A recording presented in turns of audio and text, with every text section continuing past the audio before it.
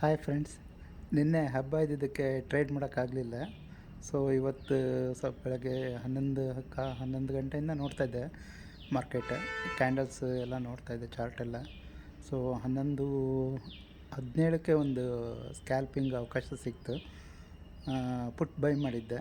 So 11 ಪಾಯಿಂಟ್ಗೆ exit ಆದೆ. ಆಮೇಲೆ ಎಲ್ಲ ಸ್ಮಾಲ್ ಕ್ಯಾಂಡಲ್ಸ್ ಫಾರ್ಮ್ ಆಗ್ತಾಯಿತ್ತು. ಯಾವುದು ಮಾರ್ಕೆಟ್ ರೇಂಜ್ ಬೌಂಡಲ್ಲಿತ್ತು, ಹಾಗಾಗಿ ಯಾವುದೂ ಟ್ರೇಡ್ ತೊಗೊಳಕ್ಕಾಗಲಿಲ್ಲ. ಸೈಲೆಂಟಾಗಿ ಹಾಗೆ ನೋಡ್ತಾಯಿದ್ದೆ. ಇವತ್ತು ಮಾಡಿದ್ದು ಅದು ಒಂದೇ ಟ್ರೇಡೆ. ನಾಳೆ ನೋಡೋಣ. ಸೊ ನಮ್ಮ SR ಲೆವೆಲಲ್ಲಿ ಬೆಳಗ್ಗೆ 9:45 ತನಕ ಯಾವುದೇ ಸ್ಕ್ಯಾಲ್ಪಿಂಗ್ ತೊಗೋಬಾರ್ದು, 10 ಗಂಟೆ ತನಕ ನಾರ್ಮಲ್ ಟ್ರೇಡ್ ತೊಗೋಬಾರ್ದು ಅನ್ನೋದು ಒಂದು ನಿಯಮ ಇದೆ. ಅದು ಯಾವ ಕಾರಣಕ್ಕೆ ಅಂತ ಹೇಳಿದರೆ, ಸಾಮಾನ್ಯವಾಗಿ ಬ್ಲಾಕ್ ಡೀಲ್ಗಳು ನಡೆಯುತ್ತೆ ದೊಡ್ಡ ದೊಡ್ಡ ಕಂಪನಿನಲ್ಲಿ. ಈಗ ಒಂದು ತಿಂಗಳು 2 ತಿಂಗಳ ಹಿಂದೆ ನಿಮಗೆ ಗೊತ್ತಿರ್ಬೋದು, ರಿಲಯನ್ಸ್ ಕಂಪನಿಯವರು ಟೈಟಾನಲ್ಲಿ ಇರುವಂಥ 5,40,00,000 ಶೇರನ್ನು ಅವರು ತೆಗೆದರು ಟೈಟಾನಿಂದ. ಸೊ ಅವಕ್ಕೆ ಬ್ಲಾಕ್ ಡೀಲ್ ಅಂತ ಹೇಳ್ತಾರೆ. ಆ ಥರದ್ದು ಫೈನಾನ್ಷಿಯಲ್ FIs, DIs ಅವ್ರದ್ದೆಲ್ಲ ಬೆಳಗ್ಗೆ ಟ್ರಾನ್ಸಾಕ್ಷನ್ಸ್ ಭಾಳ ಇರುತ್ತೆ, ಹೈ ವ್ಯಾಲ್ಯೂಮ್ ಇರುತ್ತೆ. ಹಾಗಾಗಿ ಆ ಟೈಮ್ನಲ್ಲಿ 9:45 ತನಕ ಕ್ಯಾಂಡಲ್ಸು ತುಂಬ ಫಾಸ್ಟಾಗಿ ಮೂವ್ ಆಗುತ್ತೆ, ಮತ್ತು ಭಾಳ ಬಿಗ್ ಕ್ಯಾಂಡಲ್ಸ್ ಮೂವ್ ಆಗ್ತಾಯಿರ್ತವೆ. ರನ್ನಿಂಗ್ ಕ್ಯಾಂಡಲೆಲ್ಲ ಅವೆಲ್ಲ ತುಂಬ ಪ್ರಾಬ್ಲಮ್ಮು.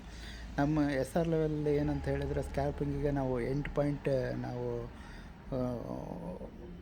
SL ಇಟ್ಟಿರ್ತೀವಿ ಸ್ಕ್ಯಾಲ್ಪಿಂಗಲ್ಲಿ. ಆಮೇಲೆ ನಾರ್ಮಲ್ ಟ್ರೇಡಲ್ಲಿ 15 ಪಾಯಿಂಟ್ಸ್ SL ಇಟ್ಟಿರ್ತೀವಿ.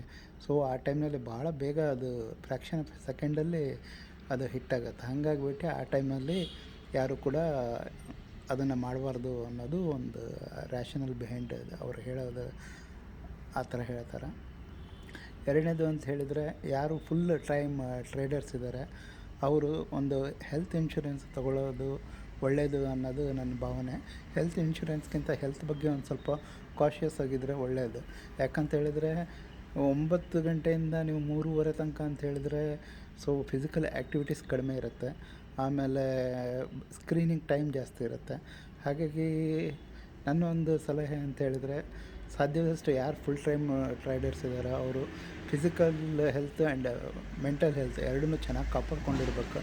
ಅದಕ್ಕೆ ಬೆಳಗ್ಗೆ ಯೋಗಾಸನ, ಯೋಗಾಭ್ಯಾಸ, ಧ್ಯಾನ, ಪ್ರಾಣಾಯಾಮ ಅವನ್ನೆಲ್ಲ ಮಾಡಿದರೆ ನಿಮಗೆ ಒಂದು ಎಮೋಷನ್ಸ್ ಕಂಟ್ರೋಲ್ ಇರುತ್ತೆ. ಕ್ಯಾಂಡಲ್ಸ್ಗೆ ಬೇಗ ಟೆಂಪ್ಟ್ ಆಗೋದಿಲ್ಲ. ಈ ಥರದನ್ನು ನೀವು ಅಳವಡಿಸ್ಕೊಂಡ್ರೆ ಒಳ್ಳೆಯದು ಅಂಥೇಳಿ. ಹಾಗೆ ಹೆಲ್ತ್ ಇನ್ಶೂರೆನ್ಸ್ ಯಾಕಂದರೆ ಒಂದು SIP ಅಂತ ಮಾಡಿದರೆ ಮಾರ್ಕೆಟ್ ಬಗ್ಗೆ ನಾಲೆಡ್ಜ್ ಬರುತ್ತೆ, ಮತ್ತು ಬೇರೆ ಬೇರೆ ಸೆಗ್ಮೆಂಟ್ಸ್ನ ನೋಡೋದಕ್ಕೆ ಎಲ್ಲದಕ್ಕೂ ಆಗುತ್ತೆ. SIP ಮಾಡ್ಬೋದು ಅಥವಾ ಲಮ್ಸಮ್ ತೊಗೋಬಹುದು. ಒಳ್ಳೆಯದು ಅನ್ನೋದು ನನ್ನ ಒಂದು ಭಾವನೆ. Thank you. ನಾಳೆ ಮಾರ್ಕೆಟ್ ಟ್ರೇಡಿಂಗ್ ಆದಮೇಲೆ ಮತ್ತೆ ಅಪ್ಡೇಟ್ ಮಾಡ್ತೀನಿ.